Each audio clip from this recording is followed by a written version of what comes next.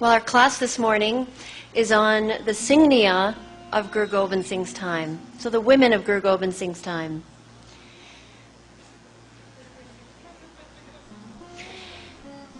Most of my adult life has been spent in the security industry. And I spent my seva for the Sri Singh Sahib was as a bodyguard, and my career is with a call security. So it's not that I'm a feminist. I'm actually not. I don't think that women are equal to men. I think that they're much greater than men. And the Sri Singh Sahib actually agrees with me. So he said, women think with both sides of their brains. Men only think with one side of their brain. And to witness this, any of you that are married are going to start laughing when I give you the example. Have you ever tried to talk to your husband when he's reading the newspaper?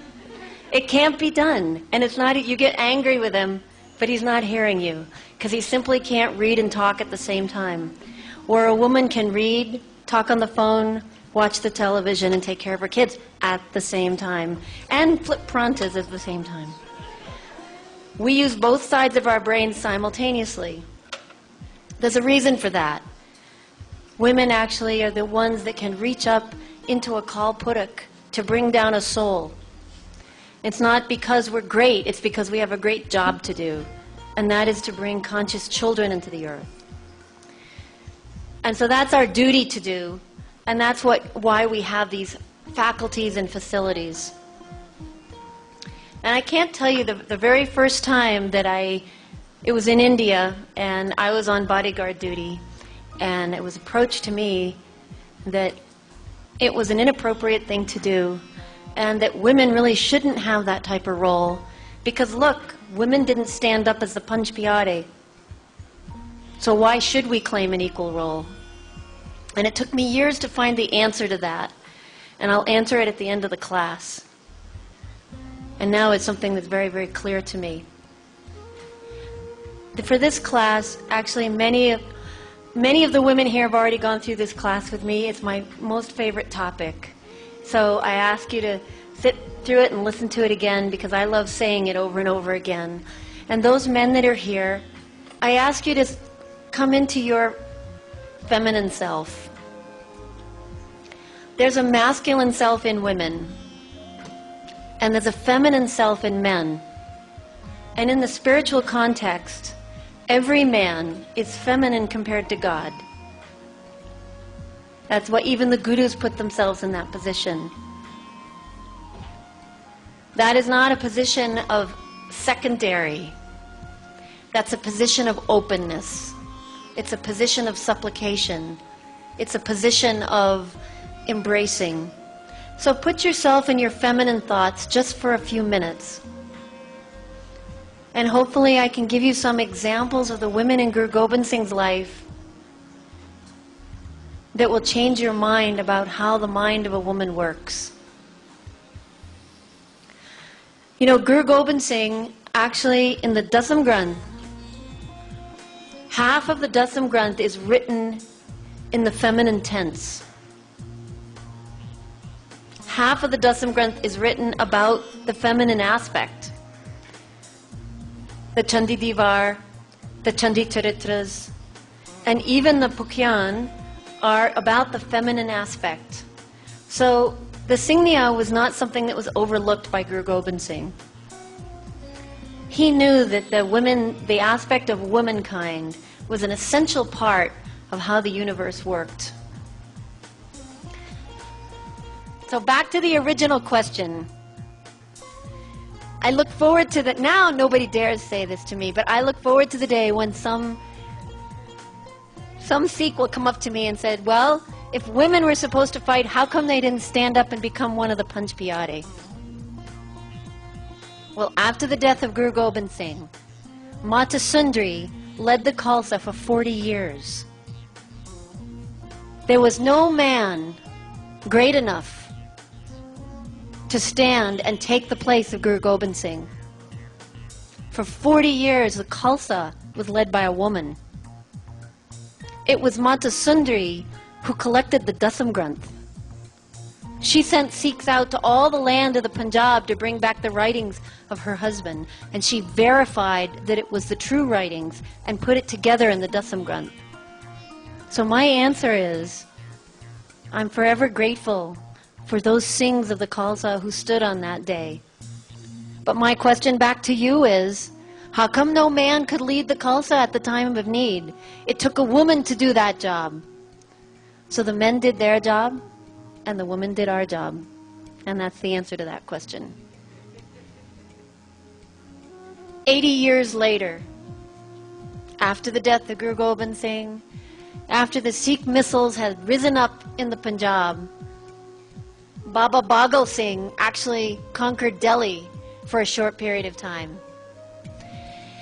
And when the Sikhs rode into Delhi as conquerors, it was a bloodless coup. The Mughals at that point just let them in because the reputation of the Sikhs had been so incredible that when the Sikhs came to the gates of Delhi, the emperor just let them in.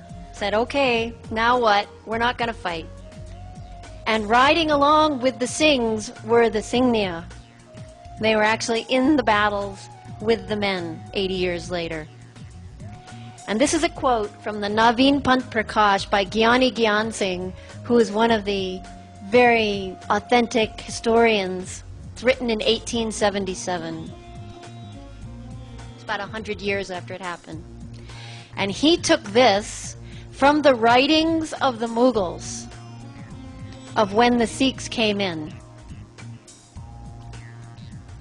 When they got there, the people in the palace saw, the women of the palace saw the women Sikhs, the Singnia, and they were shocked to see these women riding with their men. And so they asked the emperor if they could have a meeting in the harem, with the Sikh women. They wanted to talk to them.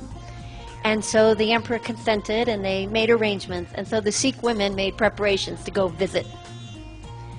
Dressed in Sikh Baana, this is a quote from Gyani Gyan Singh, dressed in Sikh Baana, they wore weapons, chakras and kirpans, a total of 40 kilos of weapon and armor. They were strong and powerful and graceful. The young women and the old women dressed the same. So 5 Singnia dressed in the full battle dress like a man, getting dressed and ready and taking a few Sardars with them. The Singnia sent off towards the royal palace. The powerful Singhs stood outside, and all the royal women came out to see them. The Singhs were wearing many weapons and had great moustaches and beards. Their eyes were full of battle, and their eyebrows were dark and bushy. Standing there in their great form and beauty, it was as if they were the incarnation of the warrior spirit. The Begums, the Muslim ladies that were in the harem, the Begums were astonished, and they sent the Singhs gifts of welcome. And saluting the Singhs, they sent them away, and then they turned to the Singnia and took them into the palace. The Singnia said, Sat Sri Akal, and the Begums replied, Salam. And they sat down. Seeing their form and their strong bodies, dressed in armor and weapons, the Begums listened to the Singnia's conversation of plunder and war. They spoke of how to hunt, how to aim with bows and muskets, and hearing them, they were astonished. Under their salwars, they wore kachera, and seeing their great clothes and listening to their manly words, the Begums were astounded. 4 of the Singnia had special dress, wearing silver ornaments of 20 pounds in weight. Seeing this, they were awestruck. Their salwars were 20 yards long. I just would love to see salwars that were 20 yards long. Their salwars were 20 yards long, and their damalas stood a span and a half high. Their kameez were of special design, and their physiques were large and healthy. Hearing of the chastity, sincerity, and morals of the Sikhs, the Begums spoke, nodding their heads, Singnia, you are of great destiny. You move about freely with your husbands, while we are pathetic and suffer greatly. Our life is a life of imprisonment, where one king has 60 wives. By marrying, we are like birds trapped in a cage, while you are free. And that was the Singnia in 1781. My Bago, the one who was honored to be the bodyguard of Guru Gobind Singh, who earned that privilege by her own right, and by her actions set the path for all of us other women who've walked in those shoes ever since. We have the right to fight. We have the strength to fight.